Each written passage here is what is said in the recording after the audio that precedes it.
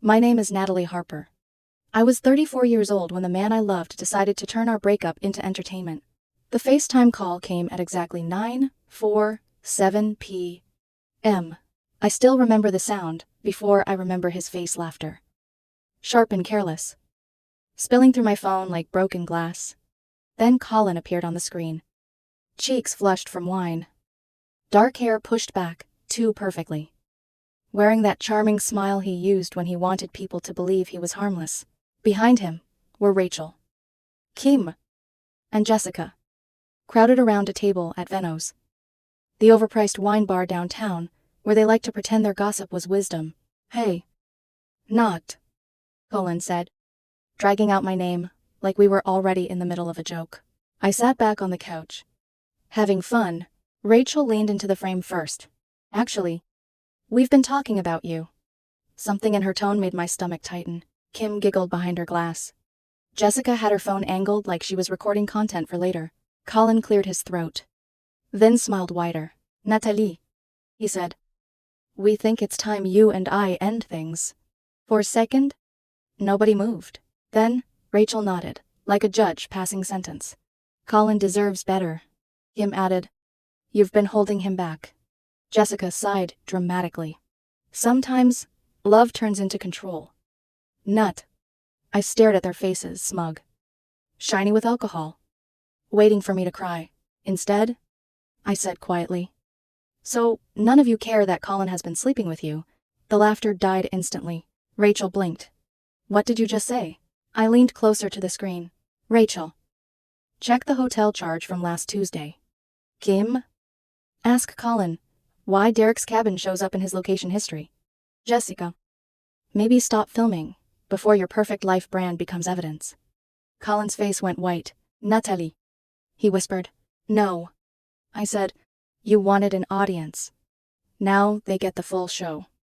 Then I ended the call. For a long moment, the house was silent. My hands were shaking. But not from fear. From relief, because for months, I had been collecting pieces of the truth screenshots. Receipts. Deleted photos that had backed up to the shared cloud. Messages. Colin thought I would never find. I had planned to confront him privately, but Colin had chosen public humiliation. So I opened my laptop, pulled up the folder labeled Colin, and began forwarding proof. The first message went to Sam Rodriguez, my oldest friend. The second went to Mrs. Pierce, Keller next door, who had seen more than she ever admitted. The third went to a private investigator named Danny Martinez. By midnight, the quiet little life Colin thought he controlled had started cracking. A doi tres prezeche. Colin came home. He smelled like wine. Panic. And someone else's perfume? Natalie, he said from the bedroom doorway. About tonight. Don't. He swallowed. I picked up my gym bag. Where are you going? Out. His voice dropped. You wouldn't really ruin me. I looked at him then, really looked. The man I once imagined marrying was standing barefoot in our room. Terrified. Not because he had hurt me, but because people might find out. I'm not ruining you. Colin, I said. I'm introducing you. By 6 the next morning. The entire town was already starting to whisper. I walked into Iron Valley Fitness, wearing headphones and a hoodie. Hoping for 30 minutes, where nobody looked at me with pity. That lasted maybe 12 seconds. Sam Rodriguez was waiting beside the squat racks, holding 2 coffees and an expression that told me chaos had already begun. You look awful, he said. I feel worse. He handed me the coffee. Your boyfriend's little social circle is imploding. I almost laughed. Almost? Sam lowered his voice. Rachel showed up at Colin's condo around midnight. Apparently, she threw his phone into the parking lot after finding messages. I blinked. Already. You underestimated how fast rich people panic. For the first time in weeks. I smiled. We moved toward the treadmills, while the 6 a.m. crowd pretended not to stare. Iron Valley had the fastest gossip network in 3 counties. Teachers. Realtors. Cops. Contractors. Divorce dads. Everybody came through here eventually. By lunchtime, everyone would know. Are you sure you want this public? Sam asked quietly. I pulled out my phone and showed him one of the screenshots Colin, in a hotel elevator with Rachel's friend. Brianna. Another with Derek Thompson. Another with a man I didn't recognize at all. Sam's jaw tightened. Jesus. It gets worse. I told him about the timeline Danny Martinez had uncovered overnight. Colin hadn't just cheated. He had built entire parallel relationships around secrecy, attention, and manipulation. Different people, different lies, always the same performance. Sam shook his head slowly. And those women sat there blaming you. They needed me to be the villain, I said. Otherwise they'd have to look at their own lives. The workout passed in silence after that. But silence in a place like Iron Valley never lasted long. As I was leaving, two women near the smoothie bar abruptly stopped talking when they saw me. One whispered, "That's her." The other looked away too fast. The humiliation should have crushed me. Instead, it made me angry.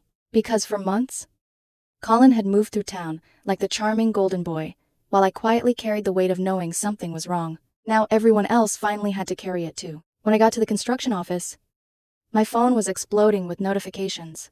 Missed calls from Rachel, texts from Kim, a voicemail from Jessica that started with, "Natalie, this is getting out of control."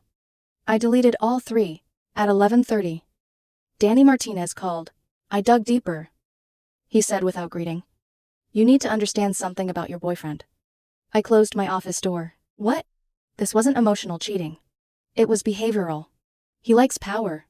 The words made my stomach twist. Danny continued, "Your boyfriend targets people who need validation. Married women. Lonely people. People unhappy with themselves. He tells each one they're special. Then he disappears, before accountability catches him." I leaned back in my chair slowly. "How many?" "A lot." My throat tightened.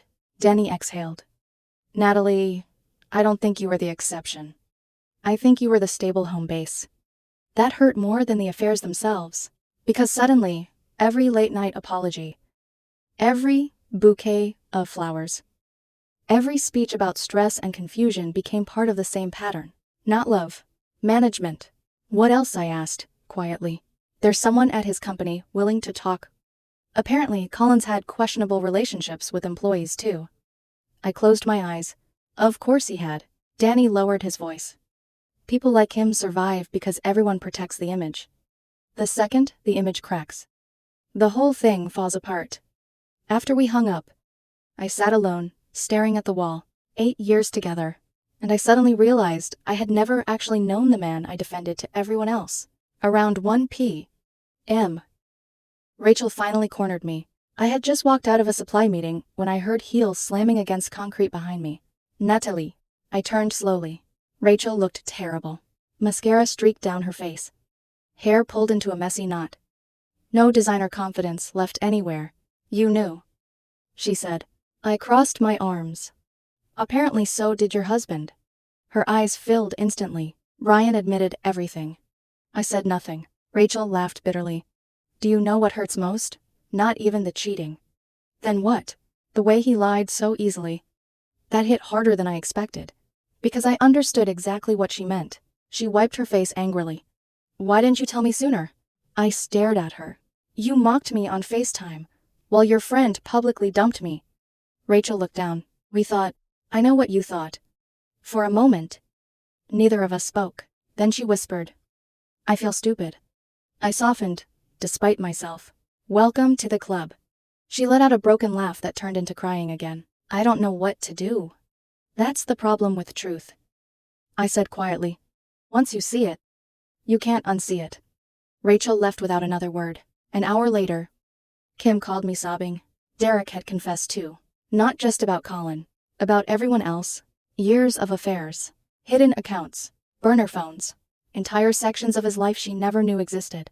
By evening, the friend group that once looked so polished online had become a disaster zone of screaming phone calls. Lawyers. Accusation. And humiliation. And through all of it, Colin stayed missing. No calls. No apologies. Nothing. Until 9:47 that night. Exactly 24 hours after the FaceTime ambush, my phone buzzed with a text. "Colin, can we please talk?" I stared at the screen for a long time before replying. "ME tomorrow. Public place." 3 dots appeared instantly, then disappeared. Then came the final message. I never wanted this to happen. I looked around my quiet kitchen. At the half-empty house, that suddenly felt unfamiliar. Neither did I.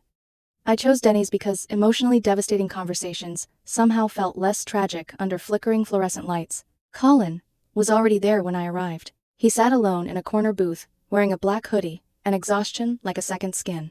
His eyes were bloodshot. His normally perfect hair looked like he'd been dragging his hands through it for hours. For the first time since I met him, he looked ordinary. Not charming. Not magnetic. Just tired. You came, he said softly, as I slid into the seat across from him. You sounded desperate. A waitress appeared, and poured coffee neither of us wanted. For a minute we sat in silence, while dishes clattered somewhere behind us. Finally, Colin spoke. I signed the apartment transfer papers. I raised an eyebrow. You can keep the condo. You loved that condo. I don't really care anymore. That surprised me. Colin had always cared about appearances. The right apartment. The right restaurants. The right image. Now he looked like a man watching his own reflection collapse. What happened? I asked quietly. He laughed bitterly. You happened? No. I corrected. The truth happened. His jaw tightened. You really told everyone? You publicly humiliated me in front of your friends. I was drunk? You were honest. That shut him up. Outside, rain streaked across the diner windows in crooked lines. The whole world looked blurred. Colin rubbed both hands over his face. Rachel hates me. Kim blocked me. Jessica posted some vague statement online about toxic people and accountability. He laughed again. Apparently I'm toxic now. You cheated with married people. Colin, it wasn't supposed to get serious. I stared at him. That's your defense. No. He shook his head quickly. No. I'm just trying to explain how it started. I leaned back slowly. Then explain. He swallowed hard. The first time, I was lonely. I almost laughed at the absurdity. You lived with me. I know. No. Colin, you don't get to say loneliness like you were abandoned in the woods somewhere. I was right there. Pain flickered across his face. I know you were. Then why? For a long moment he said nothing. When he finally spoke, his voice was barely above a whisper. Because with new people, I gotta become someone else. That sentence landed harder than shouting would have. He stared into his coffee. With you? I was real. Bills. Routine. Stress. Dishes in the sink. Family holidays. Real life. He exhaled shakily. But with them, I got to be exciting.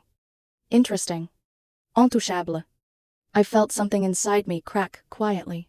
Not because I still loved him, but because I suddenly understood how shallow his entire emotional world had become.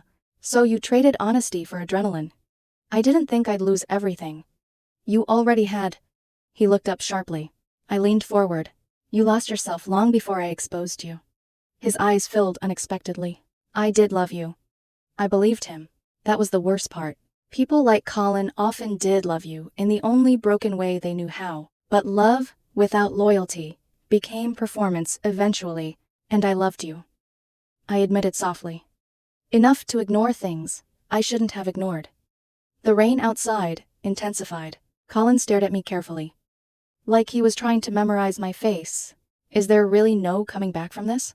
I thought about the deleted messages, the lies, the FaceTime ambush, the humiliation, the months of instinct screaming at me while I convinced myself I was paranoid. Then I thought about how peaceful the house had felt after he left. No, I said honestly. He closed his eyes briefly. I figured.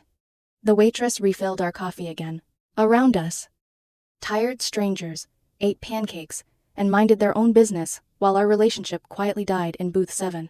What happens now? Colin asked. Now, I said. You deal with consequences. He nodded slowly. My boss suspended me. I wasn't surprised. And Brian threatened me. That also doesn't surprise me. A humorless smile crossed his face. Rachel threw a candle at his head. I blinked. Did she hit him? Apparently. Despite everything. A laugh escaped me. Colin stared for a second, before laughing too. Not happy laughter. Exhausted laughter. The kind people share at funerals after crying too long. Then silence returned. I'm in therapy, he said suddenly. That was fast. My sister dragged me. Smart woman. I thought. He looked down again. The therapist asked me something yesterday. What? She asked if I actually knew who I was, without attention from other people. That one hit close, because I wasn't sure I knew who I was, without constantly trying to save him either. We were bad for each other. I admitted quietly. He nodded immediately. You made me feel stable. And you made me feel anxious. Another silence. Then Colin reached into his jacket pocket and slid a key across the table. The condo key. Officially over. I picked it up slowly. Thank you. His eyes turned glassy again. Natalie, I really am sorry. I studied him carefully. For the first time since this nightmare began. He sounded sincere, without trying to sound convincing. And strangely, that made me sadder than the lies. I know.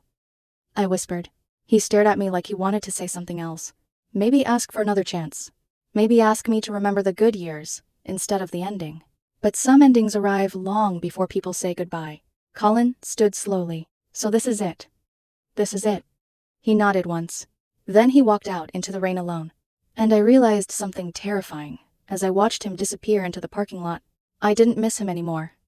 3 months later, Colin came by to collect the last of his things. The moment felt strangely ordinary. No screaming. No dramatic speeches. Just cardboard boxes stacked near the front door and the quiet ache of 2 people standing inside the ruins of something that once felt permanent. He looked thinner, calmer too. The arrogance that used to cling to him had faded into something quieter, more uncertain. Hey, he said softly. Hey. For a second, neither of us moved. Then he stepped inside, carefully. Like he wasn't sure he still belonged there. Maybe he didn't. The house looked different now. Cleaner. Brighter. Mine. The heavy tension that used to live inside these walls had disappeared. So gradually I barely noticed it happening. Until one morning, I woke up and realized I had slept through the night without checking someone's location in my head. Colin carried a box toward the hallway. I'll be quick. Take your time. While he packed. I stayed in the kitchen pretending to organize mail. Really. I was remembering movie nights on the couch. Road trips with terrible music. The way he used to dance badly while making pasta. That was the cruel thing about betrayal. Bad people were rarely bad all the time. Sometimes they were funny, loving, comforting. Sometimes they were home. That was what made letting go hurt. Colin returned 20 minutes later, carrying the final box. I found your blue hoodie, he said. The one you thought you lost. He handed it to me carefully. Our fingers brushed. The moment lingered longer than either of us wanted. You can keep it, I said quietly. He gave a small nod. I heard Rachel and Brian started counseling again. Yeah. And Kim filed for divorce. I leaned against the counter. I heard. He looked guilty immediately. I tried apologizing to her. How'd that go? She told me if I came near her house again, she'd call the police. I almost smiled. That sounds like Kim. He laughed softly before the sadness returned. What about Jessica? I shrugged. Turned the whole disaster into podcast content. That sounds like Jessica. We stood there awkwardly for a moment, surrounded by the ghosts of our old life. Then Colin said the one thing I never expected. You were right. I looked up. About what? About me losing myself. His eyes drifted toward the living room window. I kept thinking cheating was about excitement, or validation, or ego. He shook his head slowly. But really, I think I just hated being alone with myself. That honesty would have healed us months ago. Now it only made the ending gentler. I'm glad therapy's helping. I said, it is. He hesitated. I'm learning that attention and love aren't the same thing. A painful little smile touched my lips. That's a rough lesson at 36. Tell me about it. Another silence settled between us. But this one felt different. Not a style. Not romantic. Just human. Finally. Colin picked up the last box. I guess this is really goodbye now. I walked him to the front door. Outside? The afternoon sunlight painted the neighborhood gold. Kids rode bikes down the street. Mrs. Keller watered her flowers while pretending not to watch us. Life moving forward. Normal. Steady. Real. Colin paused at the doorway. I hope someday somebody loves you the way you deserve to be loved. The old version of me might have cried hearing that. This version only nodded. I hope someday you become the kind of person who can give that love honestly. Emotion flickered across his face. Then he smiled sadly. Fair enough. He walked down the driveway without looking back. This time, I didn't watch him leave.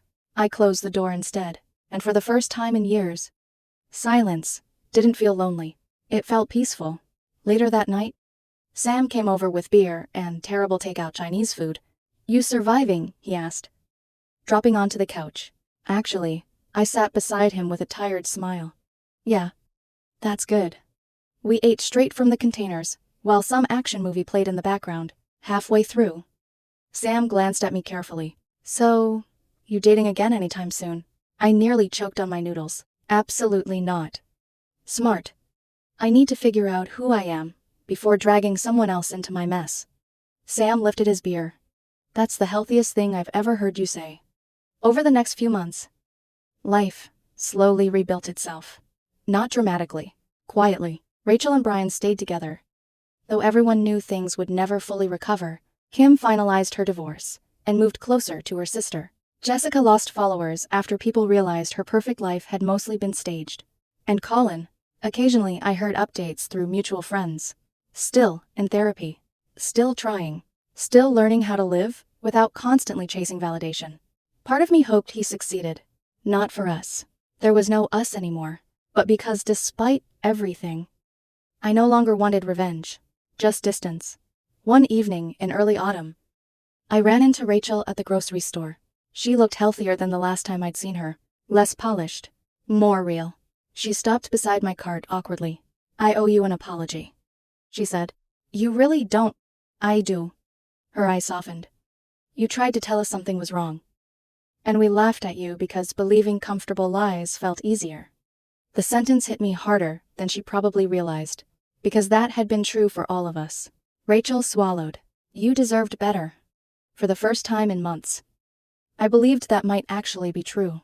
When I got home that night, I sat on the back porch, wrapped in my old hoodie. Listening to crickets in the dark. No suspicion. No anxiety. No waiting for someone to lie to me. Just peace. And slowly, quietly, I realized something important. I hadn't lost my life when Colin betrayed me. I had gotten myself back